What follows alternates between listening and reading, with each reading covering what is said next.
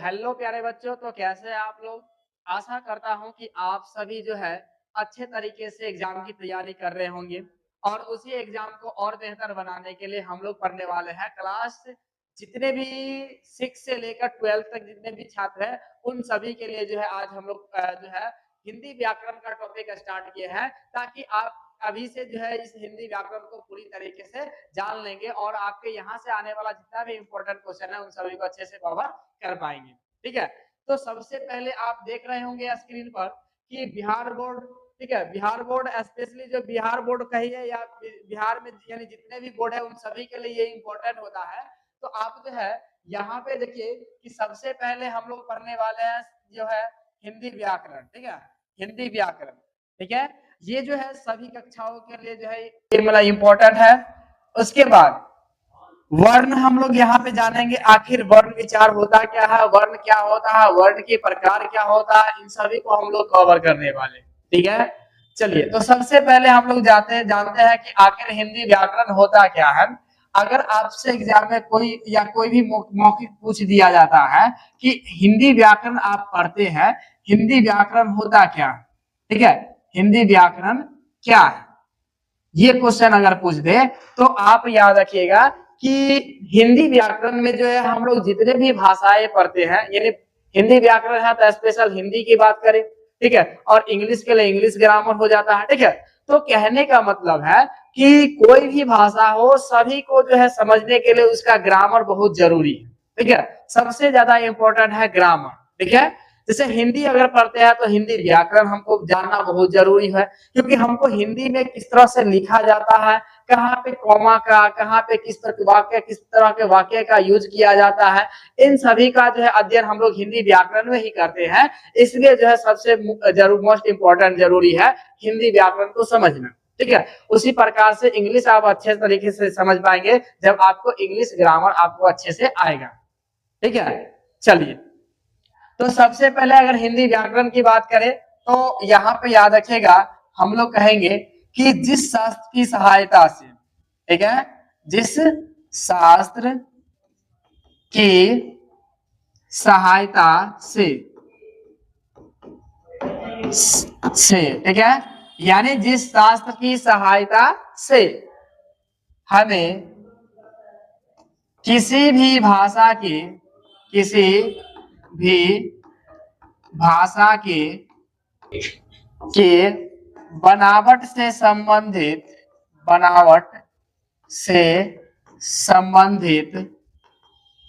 नियमों का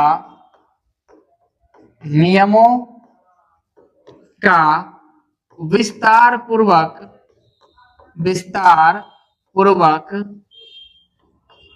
अध्ययन किया जाता है,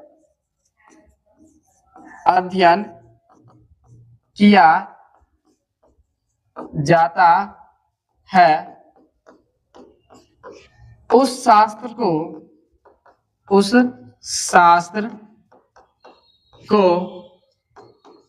हिंदी व्याकरण कहते हैं। ठीक है, उस शास्त्र को हम लोग क्या बोलते हैं, हिंदी व्याकरण कहते हैं। ठीक है, यानी यहाँ पे कहा गया है कि जिस शास्त्र की सहायता से हमें शुद्ध शुद्ध पढ़ना, शुद्ध शुद्ध लिखना, शुद्ध शुद्ध बोलना, ये तो आपने पढ़ा है। ठीक है, लेकिन यहाँ पे याद रखिएगा कि केवल शुद्ध शुद्ध पढ़ना, शुद्ध शुद्ध लिखना, शुद्ध शुद्ध बोलना ही से ही संबंधित नहीं है। यहाँ पे हमको ये बात जानना जरूरी है कि आखिर हिंदी भाषा का जो निर्माण हुआ किसकी सहायता से। केवल हम हिंदी व्याकरण जान लेते हैं, लेकिन हमको मोस्ट इंपोर्टेंट जानना बहुत जरूरी होता है कि आखिर हिंदी व्याकरण हम लोग पढ़ते क्यों हैं, ये भी तो जानना जरूरी है। क्योंकि हम लोग वर्ण पढ़ लेते हैं, स्वर वर्ण पढ़ लेते हैं, व्यंजन वर्ण पढ़ लेते हैं, ठीक है, संधि पढ़ लेते हैं, समास पढ़ लेते हैं, ठीक है, सर्वनाम पढ़ लेते हैं, संज्ञा पढ़ लेते हैं, लेकिन हम लोग ये नहीं जानते हैं कि आखिर हम लोग पढ़ क्यों रहे हैं। ठीक है, तो आइए हम लोग उसी चीज को हम लोग जानेंगे कि आखिर जो हिंदी व्याकरण पढ़ने का आखिर मेन रीजन क्या है, क्या उद्देश्य है, ये हमको जानना बहुत जरूरी।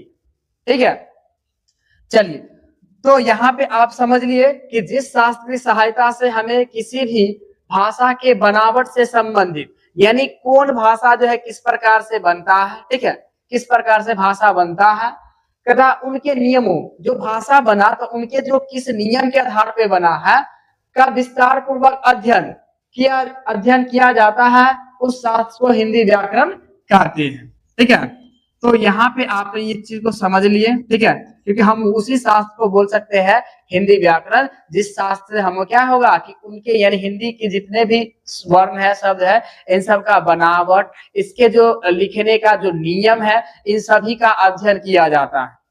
ठीक है, अब चलिए हम लोग इसके उद्देश्य के बारे में जानते हैं कि आखिर जो है हिंदी व्याकरण हम लोग पढ़ते क्यों है। ठीक है, हिंदी व्याकरण पढ़ते क्यों है, तो इसका जो है याद रखिएगा 3 रीजन है। ठीक है, कितने रीजन? 3।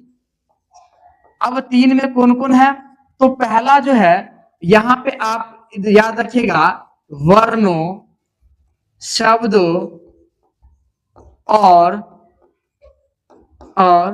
वाक्यों की शुद्धता का ज्ञान प्राप्त करना। ठीक है, वाक्यों की शुद्धता का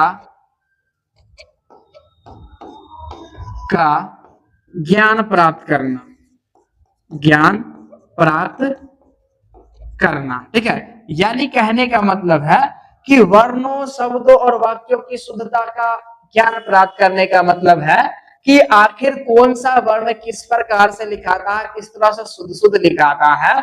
अगर समझिए कि हिंदी व्याकरण में अगर हमको नहीं बताया जाता अगर कि हमको और लिखना ऐसे है, ठीक है, तो हम क्या कर सकते थे, हिंदी को तो हम इसी तरह से पलट भी तो सकते हैं, ऐसे भी तो लिख सकते थे। ठीक है, ऐसे भी तो लिख सकते हैं, लेकिन आखिर सही रूप कौन है? तो ये है। तो यही चीज का हम लोग अध्ययन जो है वो करते हैं हिंदी व्याकरण के अंतर्गत। ठीक है, उसके बाद शब्दों, शब्दों में अगर समझिए कि यहाँ पे एक लिखते हम घर। ठीक है, घ और र, घ वर्ण और र से मिलकर बनता है घर। तो अगर हम यहाँ पे समझ लिए कि 2 वर्ण से मिला, घ और र से मिलकर बना, लेकिन अगर हम यही करते घ र घ, ये दोनों से ही बना देते हैं, तो क्या ये तो बन गया, क्या रग बन गया। लेकिन आखिर शुद्ध रूप में क्यों? क्योंकि घ पहले है, उसके बाद ही र होगा, तभी ये शुद्ध कहलाएगा, शुद्ध घर। नहीं तो इस तरह से जो है वो घर नहीं कहलाएगा। या हो सकता था कि हम क्या कर सकते हैं, घ और बड़ी र लिख देते। ठीक है, बड़ी र लिख देते, तो ये, लेकिन ये जो है हमारा घर क्या है, गलत है। तो कहने का मतलब है कि हम लोग हिंदी व्याकरण में जो वर्ण जो है, शब्द है और वाक्य है, इन सभी का शुद्ध शुद्ध रूप जो है जानना हम लोग यानी हिंदी व्याकरण की मदद से ही जानते हैं। ठीक है, यानी जो भी हम लोग जानते हैं वो हिंदी व्याकरण की सहायता से ही।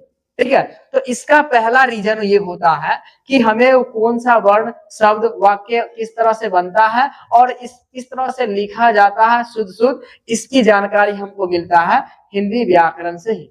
इसलिए हम लोग हिंदी व्याकरण को पढ़ते हैं। चलिए दूसरा अगर बात करें, दूसरा तो यहाँ पे याद रखिएगा कि वैज्ञानिक दृष्टि से, ठीक है, वैज्ञानिक दृष्टि से भाषा को नवीन बनाना। ठीक है, वैज्ञानिक दृष्टि से भाषा को नवीन बनाना, भाषा को नवीन बनाना। नवीन मतलब होता है कि नया। ठीक है, नए नए भाषाओं का निर्माण। तो यहाँ पे कहा गया वैज्ञानिक दृष्टि से भाषा को नवीन बनाना।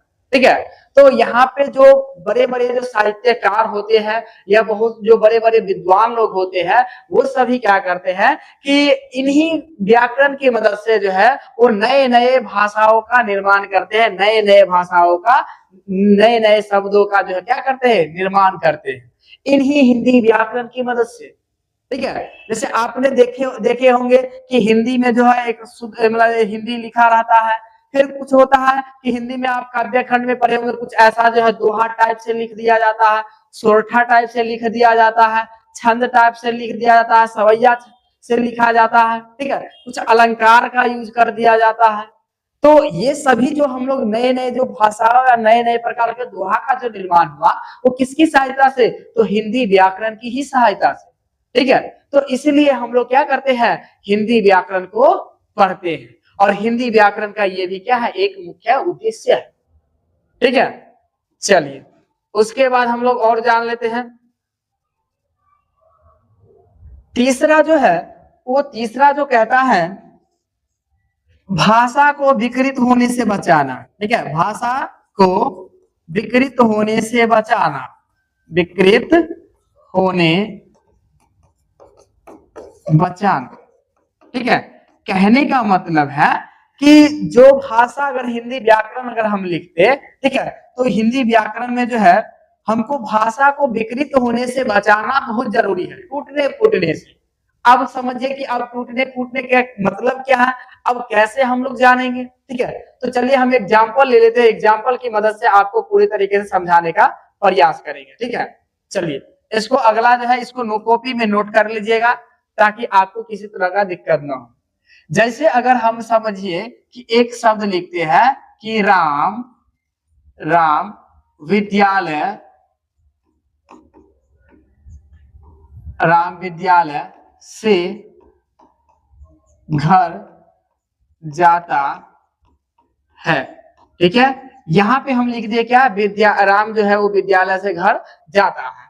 अगर इसी को हम इस तरह से लिख सकते हैं, ठीक है, हो सकता है हम लिख सकते हैं कि है राम विद्यालय घर से या घर जाता से, ऐसे कर देते, जाता से। देखिए अब हमने जितने भी वहां पे लिखा गया उसी सभी शब्दों का हम लोग एक यहाँ पे लिख दे इस तरह से। ठीक है, पहले लिख दे राम विद्यालय से घर जाता है, अब उसमें हम दूसरा उसी सब का लिख के इधर उधर लिख दे है राम विद्यालय घर जाता से। ठीक है, अब इस तरह कहने का मतलब है कि एक वाक्य जो शुद्ध सेंटेंस होता है ये हमारा होता है। ठीक है, और ये हमको आसानी से सरल भी होता है, बोलने में भी आसान लगता है। लेकिन अगर हम इस रूप में से अगर बोले तो हम किसी भी भाषा को अच्छे तरीके से नहीं बोल पाएंगे, ना ही वाक्य को अच्छे तरीके से बोल पाएंगे और नहीं समझ पाएंगे। ठीक है, कि आखिर जो है सामने वाला व्यक्ति जो है वो क्या कहना चाहता है। ठीक है, तो ये सभी जो है ये भाषा को टूटने फूटने से बचाने का यही एक कारण है कि हमको भाषा को टूटने फूटने से बचाना। ठीक है, और ये भी जो है हिंदी व्याकरण में सभी जो है बतलाया गया है। ठीक है, तो यहाँ पे आप यहाँ तो आशा करते हैं कि आप सभी जो है यहाँ तक अच्छे तरीके से समझ गए होंगे। ठीक है, इस कॉपी में अच्छे तरीके से नोट करते जाइए, इसमें कोई दिक्कत नहीं। ठीक है, आराम से जो नहीं समझ में आएगा तो आपको कमेंट कर दीजिएगा, कमेंट के माध्यम से हम कमेंट पढ़ेंगे, फिर आपको जो है उसी को जो है अगले वीडियो में रिप्लाई दे देंगे या कमेंट का ही रिप्लाई दे देंगे। ठीक है, चलिए अब जो है हिंदी व्याकरण की बात कर लिए। अब हिंदी व्याकरण के अंतर्गत जो है हमको पढ़ना है व्याकरण के भाग। ठीक है, व्याकरण के भाग। अब व्याकरण में जो है कौन कौन से भाग हमको पढ़ना है, तो व्याकरण में हमको याद रखना है कि 5 को भाग के बारे में स्पेशल पढ़ना है, और जिसमें आता है याद रखिएगा वर्ण विचार। ठीक है, वर्ण विचार। दूसरा जो होता है याद रखिएगा शब्द विचार, शब्द विचार। और तीसरा जो होता है वाक्य विचार, वाक्य विचार। और चौथा जो होता है याद रखिएगा चिन्ह विचार, चिन्ह विचार। और पांचवा जो होता है याद रखिएगा छंद विचार। ठीक है, छंद विचार।